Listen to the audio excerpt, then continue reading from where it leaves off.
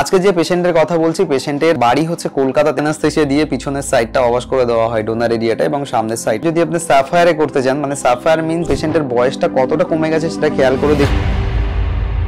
নমস্কার, আমি মন্তোষ, আর আজকে আপনাদেরকে কলকাতার মধ্যে একটা সার্জারি দেখাবো এবং সেই সঙ্গে সঙ্গে জানাবো যে একদম প্রথমে যদি আপনি কোনো একটা ক্লিনিকে ভিজিট করছেন, ঠিক সেই সময় আপনাকে কত টাকা পেমেন্ট করতে হবে এবং অনলাইনে যদি পেমেন্ট করেন তাহলে কিভাবে পেমেন্ট করবেন, আর ডাক্তারবাবুর কনসালটেশনের জন্য ঠিক কত টাকা পেমেন্ট করতে হয়। তবে ভিডিওটা শুরু করার আগে চ্যানেলে যদি আপনি একদম প্রথমবার এসে থাকেন, নিচে দেওয়া রেড কালারের সাবস্ক্রাইব বাটনে ক্লিক করে অল নোটিফিকেশন অন করে রাখবেন, কারণ চুলের যাবতীয় সমস্যার নোটিফিকেশন সরাসরি আপনাদের কাছে এই চ্যানেলের মাধ্যমে পৌঁছে যাবে। তো আজকে ডাক্তারবাবুকে দেখানোর আগে কোনো ক্লিনিক কিন্তু 300 টাকা পর্যন্ত চার্জ করে থাকে শুধুমাত্র ডাক্তারবাবুকে দেখানোর জন্য, এবং এটা যখন আপনি প্রথমবার ডাক্তারবাবুকে দেখাতে যাবেন সেই সময়কার কালে, এবং তারপরে কি প্রসেস হচ্ছে সেটা আমি আজকের ভিডিওতে আপনাকে পুরোটা জানাচ্ছি। চলুন দেখে নিই যে পেশেন্টের যখন ডাক্তারবাবুকে দেখাতে গিয়েছিল ঠিক কি কন্ডিশন ছিল। আজকে যে পেশেন্টের কথা বলছি, পেশেন্টের বাড়ি হচ্ছে কলকাতাতে, এবং কলকাতার মধ্যে হেয়ার ট্রান্সপ্লান্ট করার জন্য খুব বেশিভাবে পেশেন্ট অনেক দিন ধরে ক্লিনিক খুঁজতে থাকে এবং ফাইনালি ক্লিনিকে ভিজিট করে, এবং ভিজিট করার পরে ডক্টর কনসালটেশন 300 টাকা পেমেন্ট করে ডাক্তারবাবুকে দেখাতে যায়। এবং এই ডক্টর কনসালটেশন করার জন্য আপনি যে অন টাইম পেমেন্ট করলেন, তারপরে কিন্তু লাইফ টাইম পুরো সাপোর্ট থাকবে আপনার সঙ্গে, যে ডাক্তারবাবু যে কোনো পরামর্শ নেওয়া, চুলের কোনো সমস্যা হলে কি করবেন সেগুলো কিন্তু আপনি চাইলে ক্লিনিকে এসে ডাক্তারবাবুকে দেখাতে পারবেন, তাতে কোনো অসুবিধা নেই, এবং এক্সট্রা কোনো কিছুই আপনাকে আর পেমেন্ট করতে হবে না। এবার এই পেশেন্টের কন্ডিশন, প্রত্যেকটা পেশেন্টের কন্ডিশন এক এক রকম থাকে, তাই জন্য প্রত্যেকটা পেশেন্টের ট্রান্সপ্লান্টের জন্য খরচ কিন্তু আলাদা আলাদা হয়। কারোর জন্য কারোর খরচ কখনোই একসঙ্গে বলা যায় না যে এর 30,000 টাকা, ওর 40,000 টাকা, ওর 50,000 টাকা, তাহলে আমারও 50,000 টাকা বা 60,000 টাকা লাগবে, এরকমটা কখনোই বলা যায়। এখন স্ক্রিনে যে ছবিটা এই মুহূর্তে দেখতে পাচ্ছেন পেশেন্টের ডক্টর কনসালটেশনের সময়ের ছবি, যে দুটো সাইড থেকে হেয়ার লাইনটা একদম রিসিড হয়ে গেছে, কপালের যে চুলগুলো আছে সেগুলো অনেক বেশি পাতলা হয়ে গেছে, এবং মাঝখানে যে চুলগুলো আছে সেগুলোও পাতলা হয়ে গেছে। এখানে গ্রেড অফ বল্ডনেস প্রায় গ্রেড 4 এর কাছাকাছি, কারণ এই জায়গাটা এবং এই জায়গাটা শুধু সামনে যে হেয়ারটুকু আছে সেগুলো অনেক বেশি পাতলা এবং থিনিং, এবং এক্ষেত্রে যেটা করতে হবে একটা ভালো হেয়ার ট্রান্সপ্লান্টের প্ল্যান করতে হবে, কারণ এই যে চুলগুলো আছেও না সেই চুলগুলোও কোনো কাজের না। তাতে যেমন পেশেন্টের বয়সটাও দেখে বেশি মনে হচ্ছে, ঠিক তেমনভাবে সার্জারি করা ছাড়া অন্য কিছুতেই কোনো কিছু সমাধান করা যাবে না। এর পরের স্টেপ হচ্ছে কনসালটেশন করে বেরিয়ে আসার পরে আপনাকে যেটা বলা হয় যে আপনার গ্রাফট সাজেস্ট করা হয়। ধরুন এখানে যে গ্রাফট সাজেস্ট করা হচ্ছে পেশেন্টের, সেটা হচ্ছে 4700 গ্রাফট। 4700 গ্রাফট পেশেন্টের এই কারণেই সাজেস্ট করা হচ্ছে পুরো এরিয়াটাকে সুন্দর করে কভার করতে হবে। এবার কস্টের কথা তো আমি পরে আপনাকে এই ভিডিওতে জানাচ্ছি, তার আগে এটা জানিয়ে রাখি যে তারপরে আপনাকে বলা হয় আপনি যে বুকিং করবেন, ডেট বুকিং এর একটা ব্যাপার থাকে, একটা ব্লাড টেস্টের একটা ব্যাপার থাকে।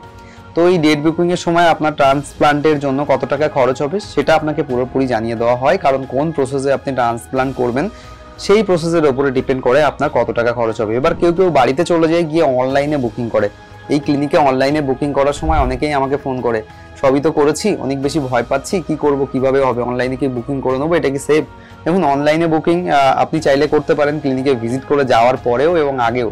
যদি আপনি একটা ভালো ক্লিনিক চুজ করেন তখন কিন্তু আপনার সঙ্গে কোনোভাবেই কোনো ফ্রড হয় না, এবং তারা কিন্তু যথাযথ রেজাল্ট এবং যথাযথভাবে আপনার সার্জারিটা কমপ্লিট করে। এবার পেশেন্টের ঠিক ট্রান্সপ্লান্টের দিন, যেদিন আপনি আসছেন সকালে সকালে যখন খাওয়া দাওয়া করে চলে আসছেন, তখনই কিন্তু শুরু হয়ে যায় ডাক্তারবাবু দিয়ে আপনার হেয়ার লাইন মার্কিং।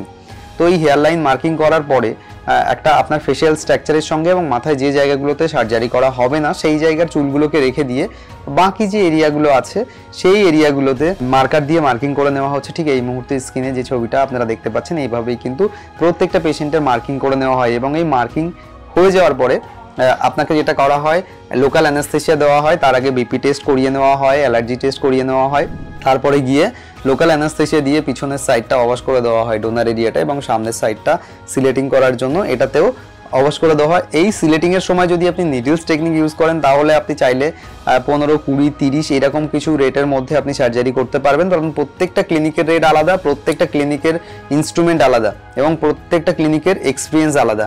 যদি আপনি একটু ভালো ক্লিনিক, যাদের ভালো রেজাল্ট আছে তাদের কাছে করতে চান, তারা কিন্তু মিনিমামই জেনারেলি আপনাকে 20 টাকা সাজেস্ট করবে। এবং কখনো কখনো যদি আপনি সাফায়ারে করতে চান, মানে সাফায়ার মিন্স যে সাফায়ার দিয়ে আপনি ট্রান্সপ্লান্ট অর্থাৎ সিলেটিং করবেন, যে রেজাল্টটা আজকে আপনাদেরকে দেখাচ্ছি এটা কিন্তু সাফায়ার দিয়ে করা, সেখানে কিন্তু মিনিমাম একটা রেট থাকে 20, 25, 30, 40, 50 এরকম রেট থাকে, আলাদা আলাদা ব্লেডের উপরে, আলাদা আলাদা ডক্টরের উপরে, আলাদা আলাদা সার্জনের উপরে এই রেটগুলো কিন্তু ভ্যারি করে। প্রত্যেকটা ক্লিনিক, তাই জন্য কখনোই হেয়ার ট্রান্সপ্লান্টের খরচ আলাদা করে আপনাকে বলা যায় না যে আপনার জন্য পার্টিকুলার এত টাকা লাগবে। হ্যাঁ, হতে পারে আপনি যখন ক্লিনিকে ভিজিট করছেন, ডাক্তারবাবুকে দেখাচ্ছেন, তখন আপনাকে একটা জিনিস জানানো হলো যে হ্যাঁ আপনার এত টাকা খরচ হতে পারে, তার জন্য আপনাকে ক্লিনিকে আসতে হবে। আর চুলের যদি এইরকম ধরনের কোনো সমস্যায় আপনি ভুগছেন, তাহলে স্ক্রিনে যে নাম্বারটা দেখতে পাচ্ছেন বা এই হোয়াটসঅ্যাপ নাম্বারে সরাসরি আমাকে কল করে আপনাদের সমস্যাগুলো কিন্তু জানাতে পারেন। এবার এই যে 4700 গ্রাফট আমি আপনাকে বললাম, দেখুন কেন 4700 গ্রাফট লেগেছিল। পুরো যে এরিয়াটা ছিল, অর্থাৎ মাথার ওপর থেকে নিয়ে শুরু করে টেম্পেল এরিয়া কারেকশন, সামনের হেয়ার লাইন ক্রিয়েশন, শুধুমাত্র সামনের যেটুকু এরিয়া ফাঁকা আছে, যে এরিয়াতে চুল ছিল সেইটুকু এরিয়াতে চুলগুলো কিন্তু আর বসানো হয়নি, কারণ ওই চুলগুলো একটু ডেন্সিটি ছিল এবং ভালো ছিল, যে কারণে ওই চুলগুলো বসানোর আর খুব বেশি বা কোনো রকমভাবেই প্রয়োজন ছিল না। এবার 4700 গ্রাফট গ্রেড 4 এর পেশেন্টের বসানোর পরে দেখুন কত সুন্দরভাবে প্লেসমেন্ট করা গেছে সাফায়ার দিয়ে।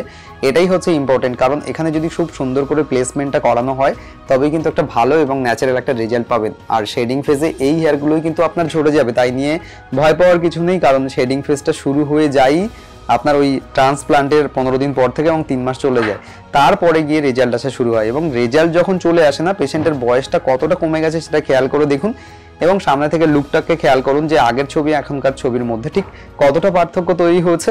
এবং টেম্পেল ক্রিয়েশন যেটা করা হয়েছিল যে জায়গাগুলোতে, সেই জায়গাগুলো পুরোপুরিভাবে ভরাট হয়ে গেছে, কোনোভাবে কোনো রকম কোনো অসুবিধা নেই, বা দেখে কেউ বলতেই পারবে না বা বুঝতেই পারবে না যে পেশেন্টের ট্রান্সপ্লান্ট কখনো করা হয়েছিল। এবং যে ডেন্সিটি ট্রান্সপ্লান্টের হেয়ারের দেওয়া যায় বা যে কোয়ালিটি ট্রান্সপ্লান্টেড হেয়ারের দেওয়া যায়, সেটা আপনারা এই মুহূর্তে যেটা দেখতে পাচ্ছেন সেটাই কিন্তু একদম ভালো একটা ডেন্সিটি দিয়ে কভার করা হয়, এবং রেজাল্ট যেটা আসে সেটা কিন্তু একদম ন্যাচারাল এবং অ্যাস্থেটিক একটা লুক দেওয়া যায়। পেশেন্টের খুব বেশি অ্যাগ্রেসিভ হেয়ার লাইন না বানিয়ে যেমনটা প্রয়োজন হয় ঠিক তেমনটা কিন্তু দেওয়া যায়, যেমনটা দেওয়া গেছে এখানে রেজাল্ট। আর এই রেজাল্টটা আপনাদের কেমন লাগলো অবশ্যই কমেন্ট করে জানাবেন। আর ভিডিওটা যদি ভালো লাগে লাইক কমেন্ট শেয়ার করতে তো অবশ্যই ভুলবেন না। আর যদি এখনো পর্যন্ত চুলের সমস্যায় ভুগছেন তাহলে আমাকে জানাতে পারেন, বা এই ভিডিওটা দেখার পরে আপনার যদি আরও কিছু জানার থাকে, এই যে নাম্বারটা দেখতে পাচ্ছেন স্ক্রিনে, এই নাম্বারে কল করে আমাকে জানাতে পারেন। দেখা হচ্ছে পরবর্তী ভিডিওতে, ততক্ষণের জন্য ভালো থাকুন।